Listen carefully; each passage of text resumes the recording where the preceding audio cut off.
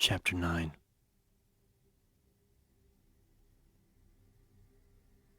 Thanks to a van parked in the alley behind Kendo's, Leon's straight shot to the station had taken a few detours, through an infested basketball court, another alley, and a parked bus that had reeked from the sprawled corpses inside. It was a nightmare, punctuated with whispering howls, the stink of decay, and once a distant explosion that made his limbs feel weak. And though he had to shoot 3 more of the Walking Dead and was wired to the teeth with adrenaline and horror, he somehow managed to hold on to his hope that the RPD building would be a safe haven, that there would be some kind of crisis center set up, manned by police and paramedics, people in authority making decisions and marshaling forces. It wasn't just a hope, it was a need. The possibility that there might be no one left in Raccoon to take charge was unthinkable. When he finally stumbled out into the street in front of the station and saw the burning squad cars, he felt like he'd been hit in the gut. But it was the sight of the decaying, moaning police officers staggering around the dancing flames that truly wiped out his hope. There were only about 50 or 60 cops on the RPD force, and a full third of them were lurching through the wreckage or dead and bloody on the pavement not 100 feet from the front door. Leon forced the despair away, fixing his sight on the gate that led to the RPD building's courtyard. Whether or not anyone had survived, he had to stick with his plan, put out a call for help, and there was Claire to think about. Concentrating on his fears would only make it harder to do whatever needed to be done. He ran for the gate, nimbly dodging a horribly burned uniformed cop with blackened bones for fingers. As he clutched the cold metal handle and pushed, he realized that some part of him was growing numb to the tragedy, to the understanding that these things had once been the citizens of Raccoon. The creatures that roamed the streets were no less horrible, but the shock of it all just couldn't be sustained. There were too many of them. Not too many here, thank God.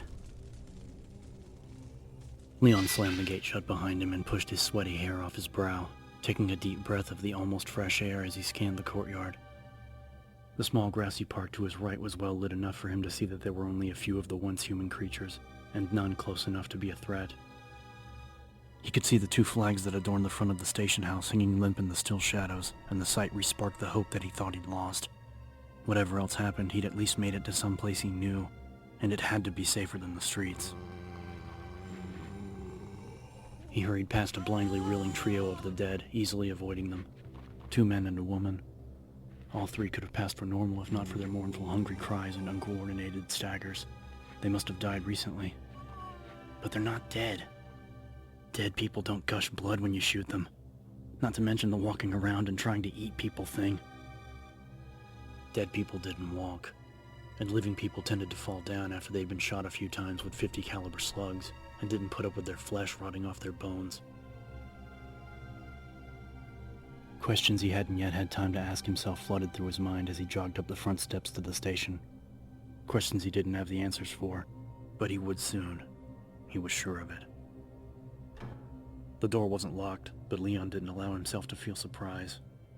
With all he'd been through since he hit town, he figured it would be best to keep his expectations to a minimum. He pushed it open and stepped inside, magnum raised and his finger on the trigger. Empty. There was no sign of life in the grand old lobby of the RPD building, and no sign of the disaster that had overtaken Raccoon. Leon gave up on not feeling surprised, closing the door behind him and stepping down into the sunken lobby. Hello? Leon kept his voice low, but it carried, echoing back to him in a whisper. Everything looked just as he remembered it. 3 floors of classically styled architecture in oak and marble. There was a stone statue of a woman carrying a water pitcher in the lower part of the large room, a ramp on either side leading up to the receptionist station. The RPD seal set into the floor in front of the statue gleamed softly in the diffused light from the wall lamps, as if it had just been polished. No bodies, no blood, not even a shell casing. If there was an attack here, where the hell's the evidence? Uneasy at the profound silence of the huge chamber, Liam walked up the ramp to his left, stopping at the counter of the reception desk and leaning over it. Except for the fact that it was unmanned, nothing seemed to be out of place. There was a phone on the desk below the counter. Leon picked up the receiver and cradled it between his head and shoulder, tapping at the buttons with fingers that felt cold and distant. Not even a dial tone. All he heard was the sound of his own heavily thumping heart. He put the phone down and turned to face the empty room, trying to decide on where to go first. As much as he wanted to find Claire, he also desperately wanted to hook up with some other cops. He'd received a copy of an RPD memo just a couple of weeks before stating that several of the departments were going to be relocated, but that didn't really matter. If there were cops hiding in the building, they probably weren't concerned with sticking close to their desks. There were 3 doors leading away from the lobby to different parts of the sprawling station, 2 on the west side, the other on the east. Of the 2 on the west, one led through a series of halls toward the back of the building, past a couple of filing offices and a briefing room. The second opened into the uniformed officer's squad room and lockers, which then connected into one of the corridors near the stairs to the second floor.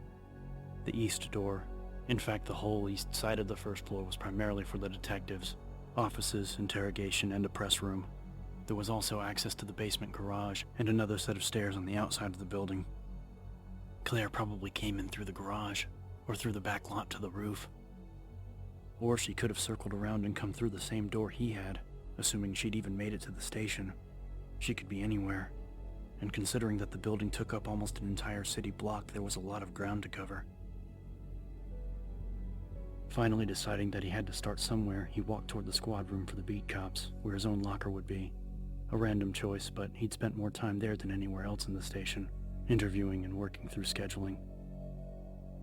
Besides, it was closest, and the tomb-like silence of the oversized lobby was giving him the creeps. The door wasn't locked, and Leon pushed it open slowly, holding his breath and hoping that the room would be as undisturbed and orderly as the lobby. What he saw instead was the confirmation of his earlier fears. The creatures had been there, with a vengeance. The long room had been trashed, tables and chairs splintered and overturned everywhere he looked. Smears of dried blood decorated the walls, splashes of it in tacky, trailing puddles on the floor, leading toward... Oh, man! The cop was sitting against the lockers to his left, his legs splayed, half hidden by a smashed table. At the sound of Leon's voice, he weakly raised one shaking arm, pointed a weapon vaguely in Leon's direction, then lowered it again, seemingly exhausted by the effort. His midsection was awash with blood, his dark features contorted with pain. Leon was crouching at his side in 2 steps, gently touching his shoulder. He couldn't see the wound, but there was so much blood that he knew it was bad. Who are you? The cop whispered. The soft, almost dreamy tone of his voice scared Leon as much as the still oozing wound and the glassy look in his dark eyes. The man was slipping, fast. They'd never formally met, but Leon had seen him before.